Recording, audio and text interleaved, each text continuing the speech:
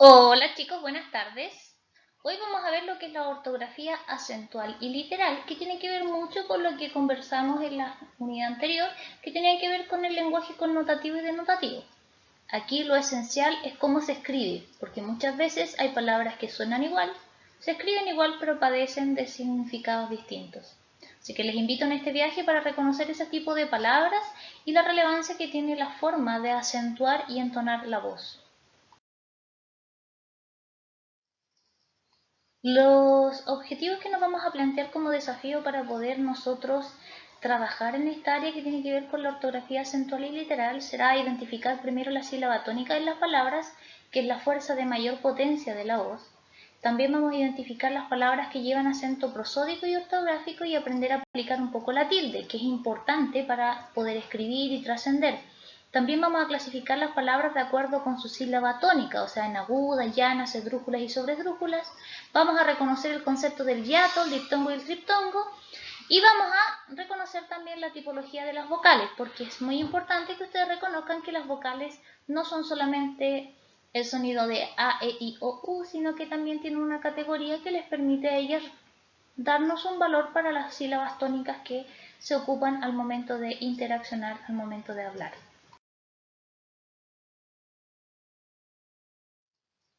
Como les mencioné anteriormente, vamos a categorizar las vocales en vocales fuertes y vocales débiles. Siempre vamos a hablar de vocales fuertes referentes al sonido de A, sonido de E y sonido de O. ¿Ya? Y si ustedes se fijan, yo coloqué un triángulo en la imagen que les permita a ustedes también acceder a la información y percatarse de que cuando uno abre la boca para pronunciar A, E, O, siempre es fuerte, se sale de un sonido que es más introspectivo a un sonido que es un poco más fuerte. En cambio, la I y la U tienden a cerrar más nuestra mandíbula, nuestras cuerdas vocales, y son sonidos que son un poco más suaves. Por ejemplo, tú, a él lo conocía yo. ¿Se fijan? Son formas distintas de entonar y cada vocal tiene su fuerza y esta, en este caso nos va a dirigir el lenguaje a través de esta fortaleza que tiene la A, la E y la O y también la debilidad que tiene la I y la U. Las divisiones en sílabas, chicos, nos van a permitir a nosotros reconocer cómo se conjuga el sonido de las vocales fuertes y las vocales débiles, ¿ya? Por eso es importante decir las palabras siempre en voz alta. Y vamos a ocupar nosotros la estrategia más básica del mundo, que es dar palmaditas por cada sílaba que escuchemos. Por ejemplo, caballo, 3 sílabas. Esta, está mal dicho porque son 2 sílabas, porque son U, vocal débil más E, vocal fuerte, son diptongales, no se separan, se quedan juntitas. Entonces uno dice, pues, imagínense que ustedes están en una conversación y usted dice, me cuesta hablar o le cuesta hablar. Se fijan que es muy importante cómo se conjugan estas unificaciones entre las vocales abiertas y las vocales débiles. Ahora bien, chicos, las palabras siempre se van a clasificar de acuerdo al número de sílabas que éstas tienen. Cuando tenemos solamente una sílaba, vamos a hablar de monosílabas. ¿Ya? Por ejemplo, tú, sol, él, la, los, son monosílabas. Las bisílabas, luna, plato, pera, perro, pero, trisílabas, estrella, tetrasílaba nebulosa, polisílaba incandescente. Pero ojo ahí, cuando entremos a ver lo que son las palabras de acuerdo a la clasificación de la sílaba tónica, ustedes muchos van a pensar que por el hecho de que sean polisílabas o tetrasílabas van a ser esdrújulas o sobresdrújulas. Pero ojo, ahí tienen que fijarse dónde cae la tilde, porque hay palabras que tienen polisílabas y tetrasílabas o trisílabas cuya acentuación no va en las sílabas donde recae la tilde en las esdrújulas o las sobresdrújulas, sino que cae en sonidos agudos o en sonidos graves. Así que mucho ojo y atención ahí. Una de las mejores técnicas, chicos, para poder encontrar la sílaba tónica, o sea, la fuerza donde recae la mayor potencia de la voz en las sílabas, es repetir constantemente la misma palabra. ¿Ya? No es que un profesor de lenguaje sea tan bacán y sepa el sonido donde recaen todas las palabras, sino que uno busca la armonía lingüística. ¿Qué quiere decir eso? Por ejemplo, yo amor o amor. ¿Cuál de esos sonidos suena más armónico? ¿Cierto? Uno busca el sonido más armónico y se da cuenta que ahí está la fuerza de la sílaba. Yo no amor, sino que amor. Ya, padezco de amor. Decidan ustedes cuál suena más natural, más armónico. Y es ahí donde está la sílaba más fuerte y esa sílaba más fuerte se va a llamar sílaba tónica. Bueno, chicos, el acento prosódico va a ser el acento, que todas las palabras tienen acento, pero hay algunas que tienen tilde. El acento es la mayor fuerza donde recae la voz.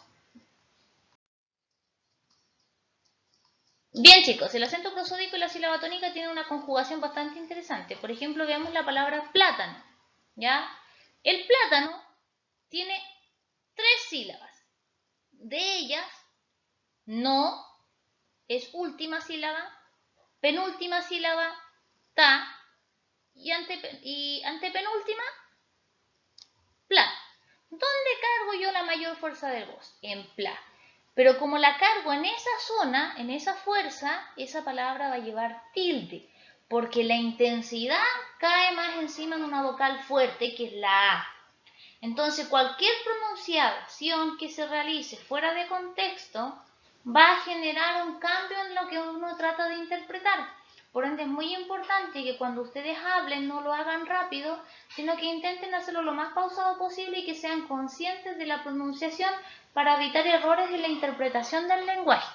¿Ya? Por eso es muy importante el lenguaje, la literatura y la lectura, porque el contexto nos da a nosotros mucha información respecto al contenido. Y para ello ustedes pueden volver a revisar el video que yo les cargué respecto al significado, el significante y el signo. Ahora vamos a entrar en lo que yo les decía con antelación, que son las clasificaciones de las palabras. Esta es la parte que a mí más me gusta del juego del lenguaje y cómo se habla. Si se fijan, mis queridos estudiantes, yo les coloqué aquí diferentes palabras para distribuir las sílabas en diferentes conjuntos, ¿ya? Diferentes conjuntos y se fijan que coloqué la palabra al final en amarillito y hice el juego de colocar las palabras de acuerdo, es como lo mismo que sumar, pero de atrás para adelante. Entonces, ¿yo qué es lo que hice? Última, toda palabra cuya acentuación, fuerza vocálica caiga en la última sílaba va a ser aguda. Ejemplo, París, ¿ya? Es aguda. Después tengo la palabra álbum. ¿Dónde recae la fuerza de la voz? En la penúltima. Por ende va a ser grave, ¿ya? En este caso elegí palabras que llevaban tilde para que ustedes las pudieran identificar. Después coloqué la palabra automóvil, que si se dan cuenta yo les había dicho que hay palabras que pueden ser polisílabas, tetrasílabas o trisílabas, cuya acentuación no recae en las primeras anteriores a la antepenúltima sílaba o antepenúltima, sino que recae en la penúltima sílaba y aquí tenemos una palabra que es grave pero que cuenta con 4 distribuciones silábicas. Después tenemos comezón. Comezón, su fuerza vocálica cae con mayor intensidad en son y toda palabra que termina en n, s o vocal va a ser siempre tildada y va a ser calificada como aguda, ¿ya? Y toda palabra que no termine en n, s o vocal, cuya fuerza vocálica caiga en la penúltima sílaba y no lleve tilde en la última sílaba, va a ser grave. Pero todas las palabras que su fuerza vocálica caiga en la antepenúltima sílaba y la anterior a la antepenúltima sílaba van a ser tildadas, pero ahí van a cambiar los nombres. Las que se tildan en la antepenúltima sílaba se van a llamar esdrújulas y las que se tilden en la anterior a la antepenúltima sílaba se van a llamar sobreesdrújulas. Entretenido, ¿verdad? Y ahora ahondemos un poquito más en la explicación anterior que yo les di. Cuando terminan en vocal se van a tildar. Cuando terminan en S o vocal, N, S o vocal se van a tildar. Y se tildan siempre en la última sílaba y esas son siempre agudas. Van a ser siempre las palabras graves cuando terminen en dos vocales, ¿ya? Por ejemplo, tenía, mío, aunque después, y que sigan después de N o S. Cuando terminen en consonantes que no sean N o S, van a ser graves. Por ejemplo, cadáver, fútbol, huésped, y siempre se van a tildar en la penúltima sílaba. Y como les mencioné con antelación, todas las esdrújulas siempre se acentúan y siempre se van a tildar en la antepenúltima sílaba, ¿ya? Por ejemplo, sábado, que es un día de la semana, y huérfano, que ahí tenemos un diptongo donde encontramos una vocal débil con una vocal fuerte y que se unifican y forman un diptongo, pero que se tildan en la antepenúltima sílaba porque es una palabra esdrújula. Y finalmente tenemos las sobresdrújulas, que también, igual que las esdrújulas, siempre se acentúan pero se tildan en la sílaba anterior a la antepenúltima sílaba. Por ejemplo, demuéstramelo, dígaselo hábilmente. Ahora bien, el hiato, el diptongo y el triptongo nacen a partir, chicos, del juego de la unificación de las vocales fuertes y las vocales débiles. Para reconocer un hiato, ustedes se van a dar cuenta que siempre van a haber dos vocales abiertas juntas, ¿ya? Y como son abiertas y son fuertes, generan ese como separación. Por ejemplo, yo coordino o coordino. ¿Se fijan? Uno hace ese juego y se va dando cuenta que se tiene que romper la sílaba porque suena mal decir yo coordino. No, yo coordino las cosas. ¿Se fijan? Yo traigo las cosas. ¿Me traes o me traes? Entonces, ese juego, cuando ustedes recuerden decir las palabras en diferentes formas y diferentes tonos, decirlo en voz alta la mayor cantidad de veces que lo puedan repetir, les va a permitir a ustedes reconocer cuando hay un hiato. Pero la primera pista es que siempre van a haber dos vocales abiertas juntas. Y cuando encontramos una vocal abierta o una vocal cerrada o viceversa, siempre se va a generar un hiato. Por ejemplo, raíz, tengo una abierta con una cerrada o tengo una fuerte con una débil, pum, se abren, y tengo una débil con una fuerte y se obliga a abrir. Por ejemplo, raíz, egoísta o flúor. Este es un dato muy interesante que tiene que ver con el sonido de la H. Por ejemplo, yo digo bahía, no digo bachía, ¿cierto? Ese sonido, cada vez que vean ustedes la grafía, el dibujo de la H, no va a interferir en la formación de un diptongo, ¿ya? Porque siempre va a haber una vocal débil al lado de una vocal fuerte, por ende se mantiene la misma regla ortográfica inicial y nosotros decimos bahía. ¿Se fijan? A es fuerte, I es débil, A es fuerte. Ahora bien, para poder reconocer un diptongo que es distinto del hiato, que el hiato abre, rompe la sílaba, acá las unificamos. Y acá siempre podemos decir que van encontrando dos vocales débiles juntas, como la I y la U, ciudad, cuidado, se van a mantener juntitas, porque yo no digo cuidado, yo digo cuidado. Yo no digo ciudad, voy a ir a la ciudad de Puerto Montt, voy a la ciudad de Puerto Montt, ¿se fijan?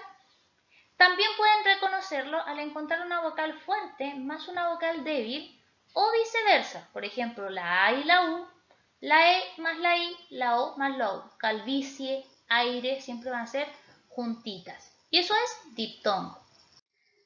Y bueno, el triptongo es como las esdrújulas y las sobresdrújulas, es muy fácil de reconocer porque siempre las vas a encontrar con tres vocales juntas, ¿ya? Y este es un conjunto de tres vocales que se pronuncian en una misma sílaba.